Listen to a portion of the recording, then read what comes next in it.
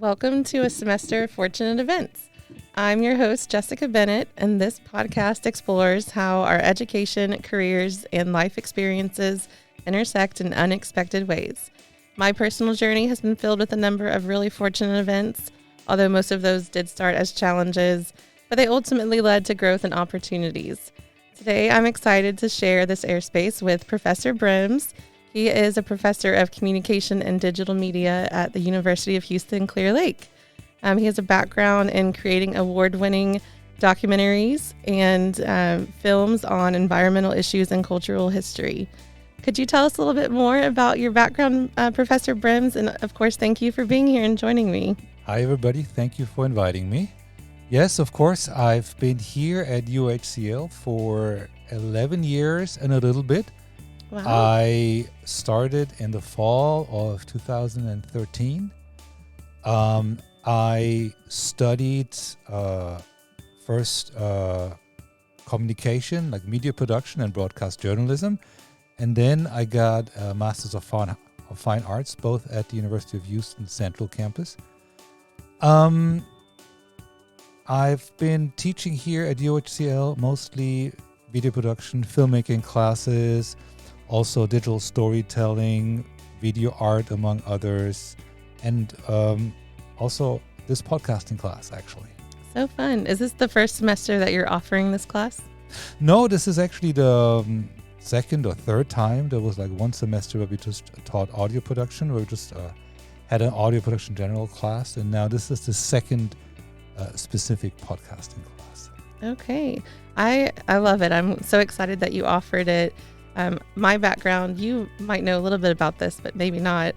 I graduated from UHCL in 2011 with a degree in communication and started working for a PR firm, aerospace, energy, some other sectors, but a very specific niche group of clients. I worked at that PR firm for a few years and then moved into real estate marketing, working for home builders. And now I'm in the DMST program, Digital Media Studies, getting my master's.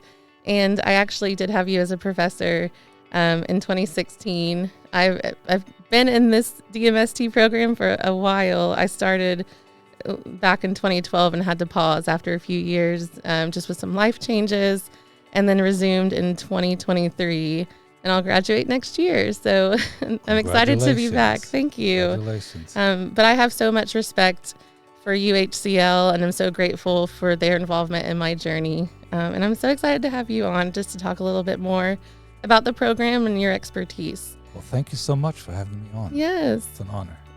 Last semester, I took your storytelling class, and it really opened my eyes to how creating and sharing compelling stories with different elements is more engaging and can have a powerful impact on your audiences by building trust, inspiring action, and then fostering that sense of connection. Can you go further into how storytelling has shaped your own life and or career path? Well, I think storytelling is such a essential human thing. Like we've been telling stories ever since we can think as humans. Like we told stories around campfires when we like thousands of years ago. Mm-hmm. And the old Greeks came up with the storytelling structure that there has to be like an exposition, a rising action, a climax, and a resolution. Mm-hmm. So stories really are something very, very close to the human experience. Mm-hmm. We exist in stories. Like when you talk to colleagues around the water fountain, you tell each other stories. Mm-hmm. And you listen to the parts that like have tension. Mm-hmm. For example, when we go to the movies, when we watch soap operas, we always need this tension, this conflict. Mm-hmm. And so we need that storytelling not only in Hollywood movies or not only in like good storytelling books for children. We also need to build storytelling into or more into our daily digital media experiences. For example, a lot of good advertising actually is story based. A lot of advertising could make more use of storytelling. I know that was a shift for me with my marketing background. We just in the different companies I've worked for, we didn't really have that angle, telling stories. It was more sales focused and customer focused, but I completely agree and really expanded my viewpoint on marketing from that class last semester. So I'm so grateful that I took it. And I'm glad to be here in this podcast class because this is also another course that I think is really important and a great skill to have. Podcasters are on the rise. They're very popular right now. I think everyone and their mom has one, but there's a certain way to do it, to tell the story, to keep the content engaging. So I think those are great points. I do remember you mentioned a very specific story in our storytelling class last semester about how you got stuck at the border. And I would just like you to explain a little bit more about that. I know I would have had a complete meltdown if that was me, but it seemed like you had a good head on your shoulders and were able to think on your feet and get back over to the U.S. So could you spend a couple minutes telling us what happened? Well, so this is a story that I recently found somewhere in my memory when I was preparing a storytelling class for the Harris County Public Health. Yes, that's right. And I was looking for a good story to tell the workshop participants to start this workshop, which was a 3-week podcast, and then it went over a whole year with implementation meetings. Something very interesting, like a public health department looking for storytelling to make its services more impactful. And I told this story in like last semester's storytelling class because it was fresh on my mind from telling it in that workshop. Uh-oh. Do we have some memory loss now? Now, this is a story. Well, I hadn't thought about it in a while. It's a 25-year-old story, yes. I guess, and it's a very personal story. It's the story of me coming to America. I came to America from Germany in like 1999. I remember I arrived in America on Thanksgiving's Day, 1999. Wow. That's a special day. In Germany, I had already gone to university. I have a degree in literature and linguistics. I was a high school teacher. I worked as a high school teacher for a couple of years. But ever since I was small, ever since I was a child, I wanted to make documentary films and work in the media industry, in the film industry. And after a couple of years of high school teaching, I thought, like, I cannot see myself doing this for the rest of my life. So I did a little bit of research and I decided I'd go to Houston. I thought it was nice and warm. And also it's scorching. At the time, it seemed like a place that I could afford with the little money that I had saved. I think I had at the time, I had like $3,000 saved. Okay. So I packed my backpack and I booked a plane ticket and I came to Houston, and with a German passport, you can do that. You can just come here and you can stay for 3 months, but you cannot do anything. You cannot go to school. You cannot work. And to do any of those things, for example, going to school, which I wanted to do, I wanted to go back to school to get a degree in filmmaking, in journalism. I had to leave the country, and before I booked my ticket, I had not really done that research. So I came to Houston, and I wanted to go to HCC, the Houston Community College, to start off that second university time. And I found out I had to leave. So I booked an appointment at the closest American consulate abroad, which happened to be in Juarez, Mexico. Okay. So I bought myself an old beat-up Audi 5000. I spent like $500 for it. And I found this outer house of Switzerland right next to where I live. And the guy there was from Switzerland, so I took it by there.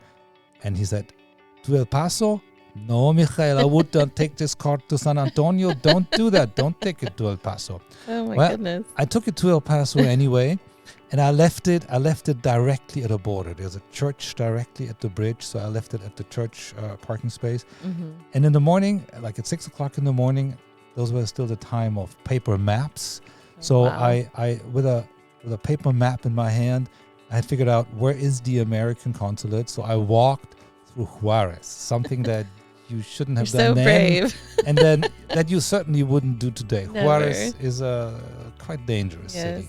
So I walked there and I found the consulate, only to be told that at this consulate they only give student visas, and that's what I wanted to get. And I had all the paperwork in place, the money that I had to prove, all of that was fine. But they had a policy, not a law, but a policy to only give these visas to Mexican citizens. Oh. So if you came from another country, you would have to go back to your country. In my case, that was Germany. Mm-hmm. And so I came to the border and I wanted to talk to the border people about that. Hey, could you help me with that? And then they looked at my passport and the passport said, deny the visa. So they said, no, we cannot even let you back in the country. My gosh. You have to go back. I don't know where you're going to go. And so I said, hey, do you see the other bridge over there? Do you see that little church? Well, that's where I parked my car. So if you're sending me to Mexico City now to take a plane Mm-hmm. back to Munich, that car is going to sit there and somebody's going to have to tow it. And I'm going to have to spend a lot of money to do that trip. Mm-hmm. If you just let me back in, I'm going to ride to that car. I'm going to drive back to Houston and then take it from there. So after some discussion, they let me back in because I still had my tourist waiver Mm-hmm. visa kind of thing. And then coming back to El Paso, I first went to the Catholic Immigration Help Services because I'm Catholic after all. Mm-hmm. Turns out that they couldn't really help me much. Their services were more geared to people coming from Mexico as in Mexicans. And so, but they gave me the address of another lawyer and I went to that lawyer and very nice Italian woman. She said, no, they have this policy. I cannot help you. I kept coming back to that lawyer. Hey, there has to be something we can do about this. I have all the paperwork in place. Is there something that you can help me with? And then there was this guy. He was an employee of the lawyer, like an older guy, retired already. And he waved me over and he said, hey, you've been coming here and you're getting kind of annoying here. So I can help you. Mm-hmm. I used to work for immigration services. And I recently retired, and so I don't get so bored. I work for a lawyer here, but I know the vice counselor at the American consulate in Juarez, and he's in charge now because the counselor is actually on home leave for Christmas. Oh. So I'm gonna give him a call, Mm-hmm. and you can go back tomorrow at a certain time, and you ask for this certain person, right? Okay. And then you say, hey, hi from Mr. Gonzalez, that's me. And then you'll get your visa. Wow. And so I did that. So I thought, I have to go back into Mexico with the risk of not being able to come back in. That's scary. And then he shrugged his shoulder and said, well, you have to take the risk, right? And so I did take the risk. And I walked again through the different bridge, this time over the through that market that is directly after the bridge in Juarez, and I went to the consulate again, and I was lining up in a long queue at a different counter, and then when it was my turn, he looked up and he said, "What are you doing here? You're not anybody I expected." Mm-hmm. I said, "No, I'm supposed to say hi for Mr. Gonzalez," and he said, "Oh, you, interesting." And so he took my passport. And since I didn't have any passport pictures, you were supposed to bring pictures since they were used up the first time. He just made a copy of the pictures of my passport. And in less than 3 minutes, I had my visa. It was that simple, although it really wasn't simple. Very, very simple process. It took that's just 3 crazy. minutes or less. And then he gave me my passport with visa. Wow. And I walked back to the border. I strolled to this Mexican market, had some lunch, Mm-hmm. looked at the chickens and the little cages that they sell there. And then I walked across the border, and there was the same border patrol guy, and so I showed my visa to him, and he smiled at me, and he said, "So you got it after all, huh?" I said, "Yep, worked out." How that is just so amazing, because I mean, it just shows, determination really goes a long way. How long was that process? Was it a couple of days, or was this all in the span of one day? No, that was a couple of days. Okay. I kept So where'd coming you back stay? to the lawyer at some youth hostel. Okay. They're all over the place. Yeah. And so my first trip in El Paso is I went to a flower store, and I bought a bunch of flowers for the lawyer and Mr. So Gonzalez, smart. who had helped me. Hey, you helped love me that. out so much. And then Yes. I took my old beat up Audi that the window didn't open because it was closed with a wooden pole, and I took the way like on I-90, like very close to the border. And to this day, I remember this enormously liberated feeling I had driving back to Houston. And then in Houston, I started the semester as a normal student. I took like 4 classes, taking journalism classes and stuff like that. And then I walked over to the University of Houston once in a while to ask, could I please have a job? I can teach German for you. And the lady there only smiled at me and said, no, we don't have any, we don't need German teachers. Okay. And I remember on my birthday, for some reason, she sent me an email, hey, actually, we do need a German teacher. Wow. And then I was able to pay for my degree by the money I made teaching German. That was really nice. It's seriously incredible and very inspiring. So thank you for sharing that. I know it was personal, but that stuck with me from last semester. And I have a pretty bad memory, not going to lie. It's, I don't keep a lot of things up here in my head. They're usually written down on paper if they're important. But just hearing that story and all the challenges you went through and how it turned out for the positive, because it led to you being right here now in this chair at UHCL. Well, thank you. Thank Yes. you. One reason why this story may have stuck with you is because it's a very personal story. And it's a very important story in my life. It's defined me, I could even say, and that translates somehow. That's something that the people that registered. Absolutely. Right?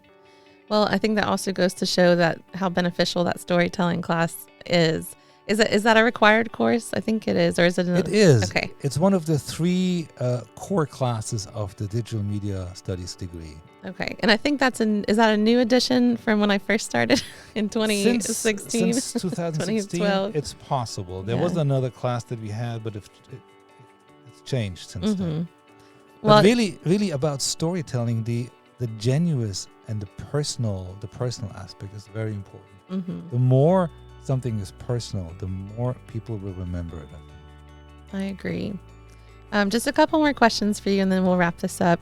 For students considering a career in this field of communication or digital media, in addition to storytelling, what other key skills do you think they should prioritize to stay competitive and prepare for the industry's future? Well, I mean, storytelling is certainly one of the most important things. Or just the way you structure your message. You have to be very, very aware of who is your audience. You need to know exactly who you're talking to. I'm a video maker by profession, and sometimes I work for companies or nonprofit organizations, and they want me to make promotional videos. And then my first question is that to donors? Is that to clients? Who am I talking to? Because that will make a different video. And then sometimes they say, can we make both? No, but that's going to water down the effectiveness. So a good idea of what is your target audience, that's one of the most important things. I agree. And I think, secondly, you have to have a real good grasp on the tools of the trade. If you are a social media person, you have to know your social media analytics. Yes. You have to know. Even though it's not always fun, but it is important. We were talking about that off air, but it is important to not just put out content to make sure it's resonating and that users are engaging. Otherwise, it's almost all for nothing. So I think the analytics are key in seeing what really is working best and then focusing on producing more content like that. and then seeing where you can improve too. Well, we just recently implemented a social media analytics class on the Oh, undergraduate level. okay. And we're thinking also making that a required class on the graduate level. I think that's really important. I'm on social media a lot for work and for personal. I work for, I mentioned, a marketing agency now, and we do a lot of social media for our clients. And so there's a lot of, marketing type content out there to encourage other marketers. And there's a joke about, there's two types of marketers. There's the fun, creative person, and then there's that analytical, numbers person who focuses on KPIs. And people are like, what's a KPI? It's a key performance indicator, and it shows you how your content's performing and the things that you're measuring to know if you're, succeeding at the content that you're putting out there. But really, a professional marketer should embrace both the fun aspect and the analytic aspect. But it's, it doesn't come naturally to everyone. So that is where you find your key team members who help balance each other out. Well, the fun aspect and the data aspect, but also I think the personal aspect. Mm-hmm. I mean, you as a person who's behind that should be visible or audible somehow. If the people, I mean, that's not always easy, but if the people can see who is talking to me here, who is the soul or the mind behind it, it's a lot easier for people to connect. Of course, it's not always easy to come out of your shell or even to show certain vulnerability, but people don't really go for high polished stuff all the time. I mean, sometimes high polished stuff might be good, but sometimes a slightly vulnerable personality that people perceive as a human being and that they can relate to may be the better approach. But it has to be genuine. It has to be true. You cannot make that up. That's what I really saw with telling the story, and I think this is why it stuck. This is why it stuck with you, because it translated that this is actually my story. I didn't make that up, because there's something in the vibrations of telling that this comes through. Absolutely. And again, I think it resonates with me because it shows that you faced not just one challenge, but 10 or several challenges in a very short time period, and still overcame them, and, are successful and pursued your dreams and didn't let those things stop you. So I think that's just inspiring and, really hit home for me, because I've also had my own challenges. I know that I had a baby when I was 19. I got pregnant at 18. And so it did throw a curve into my educational plans, but I still pursued a higher education and ended up here at UHCL. And like I've mentioned, it's been just such a great blessing, and not anything that I even saw in my future. I was planning to go elsewhere, and it all turned around for the better. So I just think that's probably why it really connects, again, personal, connects with your audience, and they'll remember it even if they have bad memories. Those are the stories that will people tune in. Absolutely. I think, but it's not easy. I mean, you telling your story like that. I mean, like a story that's not easy, a story that has also lots of suffering as part of it, or like difficult moments. It takes guts to actually put yourself out there. Yes, it does. And it's not easy. It's not easy, and you shouldn't force yourself to do it. But putting yourself out there to a certain degree will make people relate. I just want a couple more comments before we wrap up, because I know we need to close, but I am taking a social media course with Professor K for my graduate program, and each student had to pick a platform to research, and my platform of choice was TikTok, because it is, so different from the others. There's similarities, but the thing that sets TikTok apart is the AI integration, and it's so much more advanced than any of the other social platforms. But a fact that I learned in my research was the number one video topic or type of video that people will watch on there are blogs or vlogs. So not the professional cut, but someone just getting on, sharing information, connecting with the audience, and it resonates, and and it's trending as being one of the top content forms that people watch, just under, I think, like humor. Humor is always something that can connect and draw audiences together. So, well, Professor Brims, thank you again so much. For anyone who does want to connect with you, who's listening, do you have your own podcast or blog or social channels that someone could connect or learn a little bit more about your story if they're interested? Sadly, I just never get around to doing it. Okay. It's been on my list to do a podcast about filmmaking. Mm-hmm. I have a film festival, Sustainable Stories Film Fest, that we do every year here at the university and now also in Alvin Community College. I struggle to keep up with the social media for the festival. Yeah. I need to create social media channels for the filmmaking classes. You should. I don't even at this point have my own website. I used to have it and it got obsolete at some point. Yes. And I haven't put it back up.